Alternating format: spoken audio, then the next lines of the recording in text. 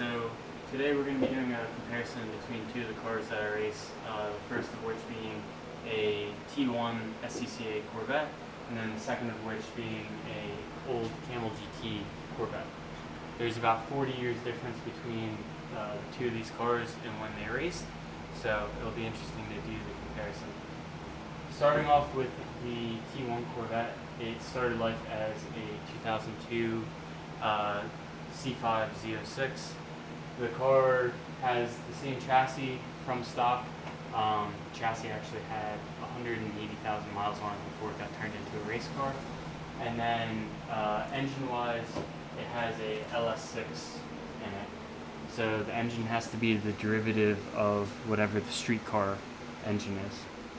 Now you're allowed to put on headers and obviously change the exhaust and whatnot, but the overall package itself has to be very similar to what the street car is. Alright, moving on to the interior. Key difference obviously would be this is stripped for being a race car, so there's none of no door panels, no actual interior, there's no passenger seat. Everything in here is for the race car. All the switches obviously go to different things: trans coolers, diff coolers, the sump, transponder, even have a blower for my helmet. Have a blower in here because there's no air conditioning. Have the down tube and then a crossover tube up here as well. This seat is fitted to me, similar to the seat in that car is fitted to me, and then there's seat inserts that go into them. All of the safety stuff is FIA, and this is basically the cocoon in the car.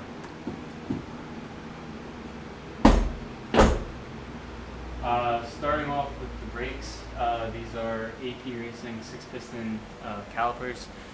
A lot of people actually take the ABS out of these cars, but we're allowed to run with ABS, so I don't know why you would take it out.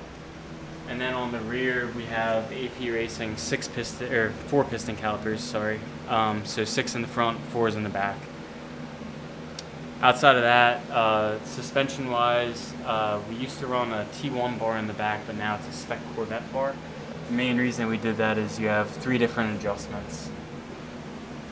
And up front here, we run the T1 sway bar, which is just the spec sway bar for these cars.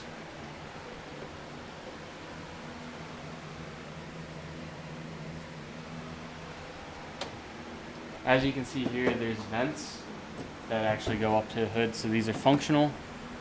And what the whole point of this is one, it provides a little bit of downforce, but more than that, it evacuates the heat out of the car, especially from the tires and the brakes. They get up to a lot of temperature. These actually will be blowing during a race. Another key thing with this car is we have to run Hoosier R7s.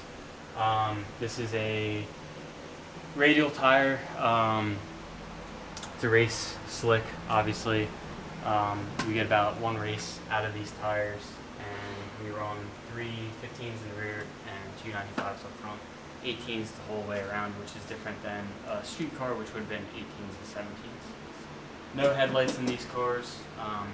They don't run in the dark, so there's not really any reason for there to be headlights.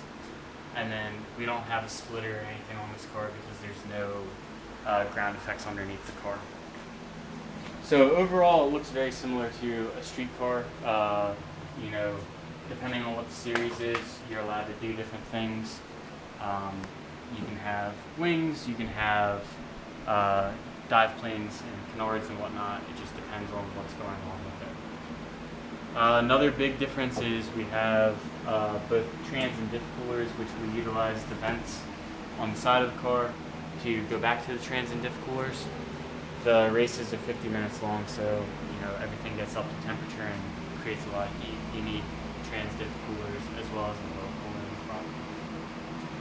And then moving to the rear, so we were allowed to run a wing the last 2 years with SCCA. So with the wing on the car, it actually adds a decent amount of downforce with the car and kind of balances it out. These cars are very tail happy, so going just a little bit more on the rear is looks good. And then because we do race in the rain, obviously the slicks are up there. The rain tires are in the hauler, but rain tires are approved and they're a softer compound. But you have to have a rain light, which I'll go turn on really quick.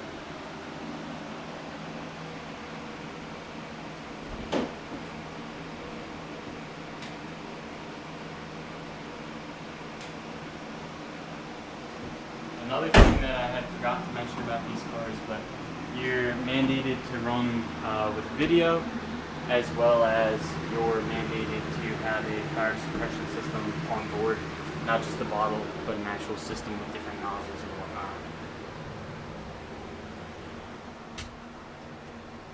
The bottle is FIA. Unfortunately, we didn't have to use, well, fortunately, we didn't have to use it this year, but the car, like we have tiny fire, oil fire, so the marshals put that out and we're going to have to use the fire suppression system, which is always a good thing. And that's the T1 car. The other thing that I forgot to mention is this is the rule book for this car. So as you can see, there's quite a bit of rules that change all the time, race to race. So you have to stay up to date with this car, trying to balance it out between this, BMWs, Porsches, Ferraris, Lamborghinis, whatever you want. Alright, moving on to this car. This is it started life as a 1968 Corvette. In 68 it was changed into a race car and raced in SCCA B production, which was the small block cars. A production were the big block cars. In 73 it started running IMSA and Camel GT, which is why this is what we chose to vintage race it as. This would be all of the endurance races that the car had raced, such as 24 Hours Daytona, 12 Sebring, and 6 Hours of the Glen. When we purchased this car back in 2022, it had a lot of history, but it definitely needed a lot of work. It wasn't race ready. It had been sitting around for like 20 years, so just trying to get this car back to being track worthy and race ready was quite a lift. We spent lots of days and nights in the shop. So we'll start with the engine in this car. So currently this has a Traco small block. It's a 355 cubic inch engine. We actually have the receipts and the build sheets from Traco, which was a engine builder out in California that did all of the race motors back in the 70s. This car has about 700 or so horsepower to the ground, which is quite a lot to handle in this car. It's a lot different than the T1 car. You don't have any of the modern amenities. Another thing is the car has quick disconnects all the way around, so radiator, brake lines, anything can get unplugged at any moment in this car if you have to change out something, which is an endurance type of deal. Moving on to the brakes.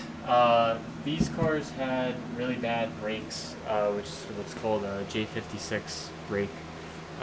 They're what was in a street car. They're not very good, but that's what they raced back in the 70s, so that's kind of what we're forced to run. Everything in this car, being an HSR legal car, has to race the way it did back when it raced completely. Moving on to the cockpit, so again, the car fully shipped, doesn't have an interior, doesn't have any of that stuff. The seat is the same seat that's in the T1 car, and this insert actually is poured to my body, so the insert goes in between the two cars depending on what we're racing. The other thing is the wheels are MPIs, and they're actually custom for me. And then obviously this car has fender flares, which makes it a lot bigger than a street car. Depending on what the cars were racing back in the 70s, they actually used to cut off the flares and then put them back on. So if it did any professional racing, such as the Camel GT, it had the flares on it. And when it ran SCCA, they would cut off the flares, and then for the next week, they put them back on. So this car was actually backed by Yankee Silicone, which was GM's go at, you know, trying out silicone brake fluid for cars. So it was actually one of 2 factory-backed cars from back in the 60s and 70s, which is pretty cool. And then obviously, because this is an endurance car, it does have FIA lights in it, with the cities as well. So we can race this at night.